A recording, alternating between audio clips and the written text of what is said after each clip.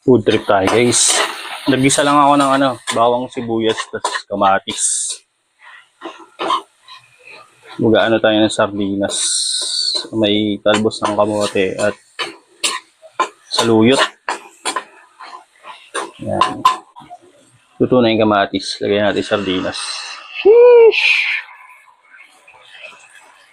Solid. Lagyan natin tubig. Bawal sa rich kid Yung sa sardinas din natin nilagay tubig. Kalahati lang. Yan. Kasaluin lang natin unti guys. Pag ganitong ulam guys, sinasabi ko sa inyo, taob talaga kaldero nyo. Yan.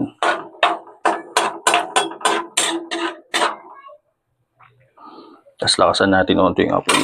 Mamaya natin ilagay yung gulay kasi saglit lang naman yung pag ng gulay.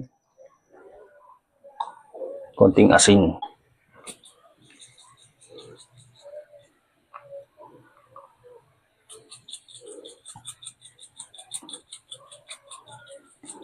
Tapos paminta.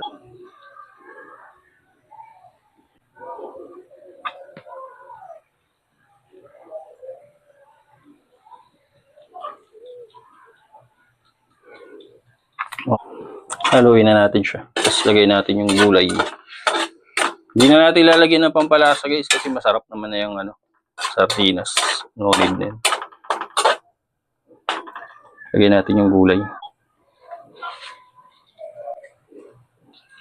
Halo natin onte.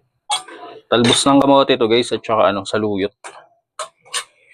Pag sardinas kasi guys, talo-talo na yan kahit anong gulay ilagay mo dyan. Alokbati sana Kaso nag-alokbati na ako nakaraan. Ito naman. Dagdagan natin konting tubig guys. Parang disip-sipin ng daon ng saluyot. Siyempre mineral yung ginamit ko guys Mainit kasi yung panahon, mainit yung tubig sa nawasa. Alright, nantay tayo 5 minutes. Yun ayos na. Patay na natin yun guys. Siyempre isaw-sawan natin ng lupit. Lipat na natin sa mangkok. Sheesh!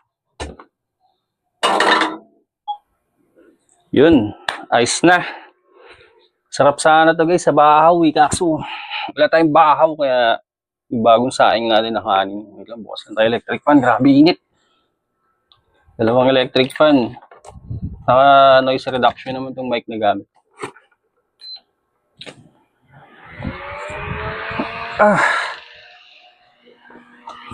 Number 5 lang.